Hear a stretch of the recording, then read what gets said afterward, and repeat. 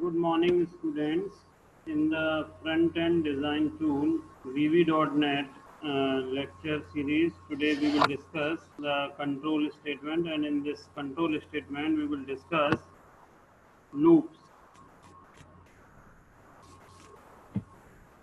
The other programming languages you have studied, you have also used loops like for loop, while loop, do while loop. These loops you have used in other programming language also, and you know that when we need to do some task repeatedly, then we will have to use loops in the programming languages. So in the same way, in the VB.NET, we are also using loops. However, in this loop, we will discuss in VB.NET, the loops are do loop, for next, for each, next, do while loop. The syntax of while is while and while, do while, for each, next, for next, do loop. Nested loops we will discuss, and we will also discuss two, this dialog box that is called message box and input box. So, first of all, we will start from this do loop. What is the function of the do loop? Do loop, it repeats the enclosed block of statements while a Boolean condition is true. If a condition is true, the statement written within the do loop, it will repeat until the condition becomes true. It could be terminated at any time with the exit do statement. With the help of the exit do statement, it can be exited. The next is for next. It repeats a group of statements a specified number of times, and a loop index counts the number of loop iteration as the loop executes, as we are doing in the for loop in other programming language. For, so a condition will be there in the count increment, or you can say the increment will be there. So in the same way, it repeats a group of statements a specified number of times, and a loop index counts the number of loop iteration as the loop executes. There are another, you have seen this is a new loop for you, that is the for each and next. So it repeats a group of statements for each element in a collection. This loop is used for accessing and manipulating all elements in an array or a VB.NET collection. While and while, so it executes a series of statements as long as the given condition is true, as we are doing in other, we have seen this while. Nested loop, you can use one or more loops inside another while, for, or do while. So nested loops, a loop within the loop, you can say it's a nested loop. In this loop, there are also some control statement or conditions, that is exit statements. Exit statements, terminates the loop or select case statement. You can use exit statement in the select case, or if you wish to terminate the loop, then you can use this exit statement, and transfers execution to the statement immediately following the loop or select case. There is another control statement, that is continue.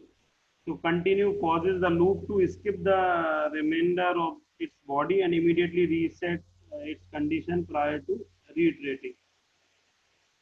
The third one is the go-to. However, use of go-to is not desirable, or it's not a good, programming practices that you should use go-to. But sometimes if you can use go-to, though it's not advised to use go-to statement in your program, because it is not considered a good, style or a good way. So we will start to see the examples, because the syntax of loops is different in this VB.NET. Since you are not familiar with the syntax of this, so we will see this. Module 1, submain, step 1, specify a loop goes from 0 to 5. So here we are using a loop which will print from 0 to 5. So for, here we are using for value as integer, value is a variable, for value as integer equals to 0 to 5. Step 2, exit condition of the value is 3. We have seen that we can use the if value equals to 3, then exit 4. If the value of if the value is equals to 3, then exit this for loop. And if we have used if, then we should use and if. And step 3, print the current index of the loop. So console.writeLine current for index, it will print the current value. Now next, so it will go to next and sub. So what would be the output? That is, you can see. First of all, we are assigning integer 0 to 5. So it will start from 0. Okay, so see, it will start from 0, print the value of 0. Next, it will increase that, print increase, so its value will be 1. Okay, if the value is 3, then exit, so it will be 1. Current index 2. Now, when its value will be this 3, then it will exit. So it will exit here and exit for the for loop. So it will not print the value of after 2, since the value of 3, so 3, 4, 5 it will not print. So it will be the output of this. So this is the, you can see this is the for loop. For loop. Now we will see this for next. Okay, this loop uses steps to go down to each iteration. Okay, it will goes down to the each iteration. For value as integer 10 to 0. Here we are degrading the value from 10 to 0. Okay, step 2 console.write step -2. Okay, here one thing it is written 10 to 0 step -2. So step here, this is a new thing for you, that step is used that you are using from as the value of this is 10. In the next step it will be 8, 6, 4, 2, like this. Okay, so two value will be reduced. Console.writeLine value next. So first of all, console.writeLine value 10 would be printed. Then the step -2. So then the next is the 8 would be printed. Then 6, then 4, then 2. Okay, then 0. So in this way it will print. Now the VB.NET program that uses nested loop. In the nested loops, loop within the loop is called a nested loop. So here you can see a module 1 is there, and sub procedure main class we use a nested for loop. So for loop is syntax is for variable row as integer equals to 0 to 2. Again, as we for I and for j in the same way, for column as integer from 0 to 2. Now since we are using two things 0 and 1, 0 row and 1 column, console.writeLine 0, 1 row and column. For writing row we are using 0 and for the column we are using 1. Next, in this it will use next, and this is for this next. Okay, so this is, you can say that loop within the loop, inside loop, and this is the outer side loop. Then it will be end sub, and this will be the end module. So we are using two loops, a loop within the loop, that is why it is called the nested loop. And the syntax you have seen that how it is using.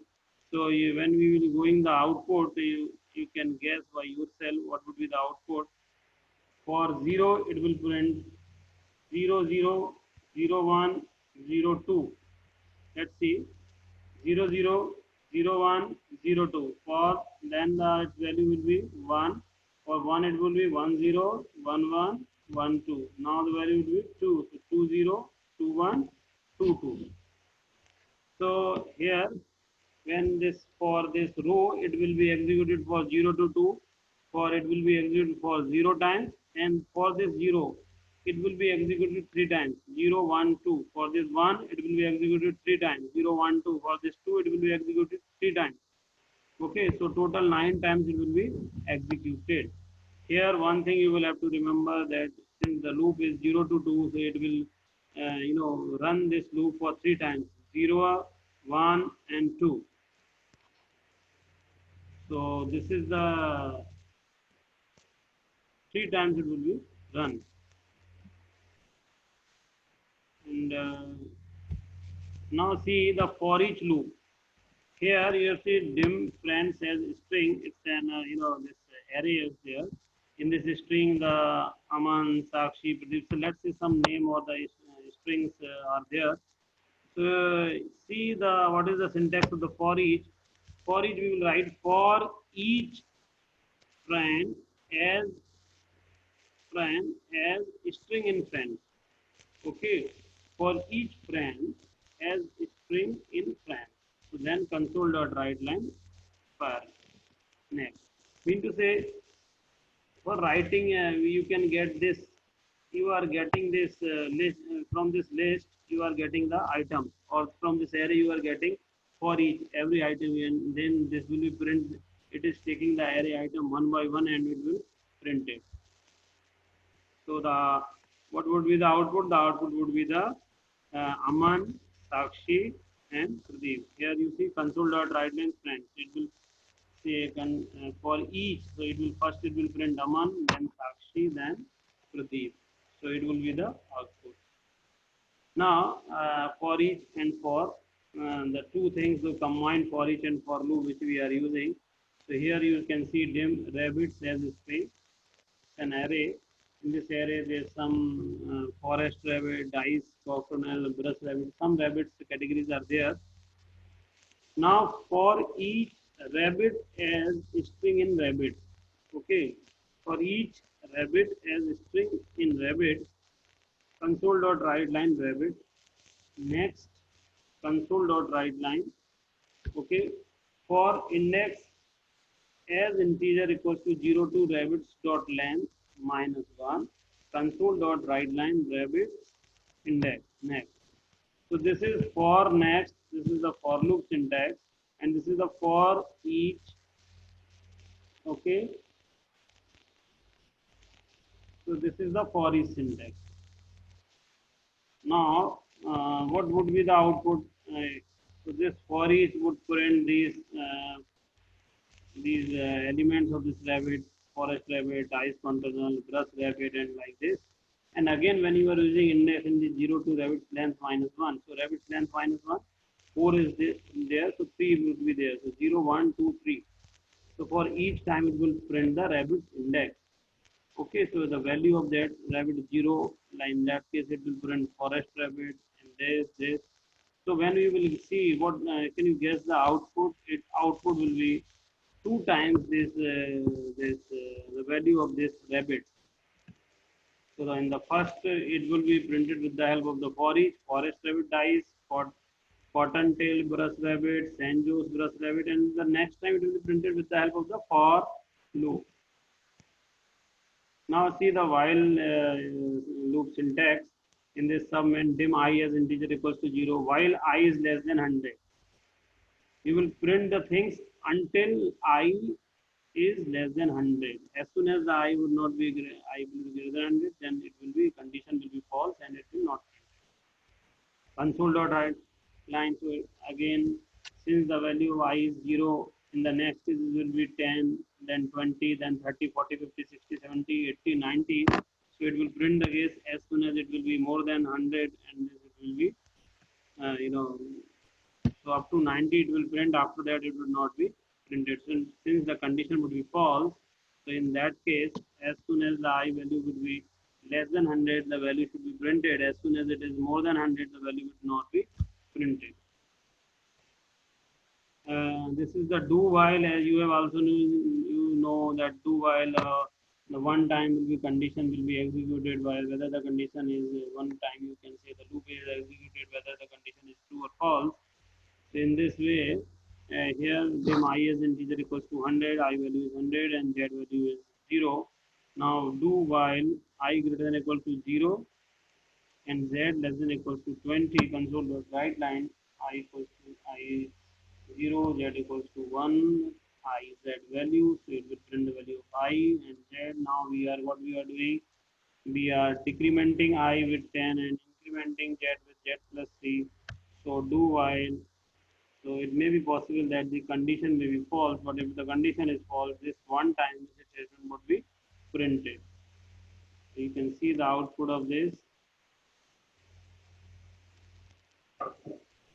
Now we will discuss two things. One is called the message box and another is the input box.